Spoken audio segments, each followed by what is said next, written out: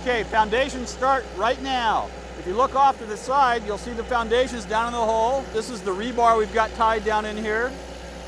We have walls are going to happen on this later, so we put these vertical pieces of rebar in now, and they have to tie into the horizontal pieces down in the footing.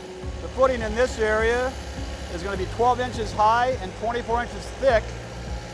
At the end of this process, the walls in this section are going to be about 6 feet tall, and then down below the walls are going to be 9.5 feet tall. So today, we've got the line pump set up. Concrete's coming into the hopper, down the line pump, out to the hose on the far end. The guys are just starting the footings on the far end of the building right now. Down underneath the footing to your left, you'll see a piece of white pipe, a 4-inch PVC pipe. We're going to run a spider web of drain pipes all through that lower floor. In case we have some groundwater, we can get the water to divert out from underneath the slab and outside of the house. So it's going to come down to this little pipe if we need it. And that's our escape route to run any drain water or any groundwater that comes into the basement out of the basement before it soaks up into the slab. There's also, out in the strip footings you see in the center, we'll see those in a minute, we have some bigger 6-inch sleeves underneath the concrete strip footings, because that's how our plumbing, underground plumbing, has to run from the floor upstairs and through the lower floor. It's going to have to come all the way down through the slab to get out to the rear of the house where the tanks are for the septic system. So we don't want to hand tunnel those later. That's a no fun job. So we put these sleeves in right now, buried under the concrete.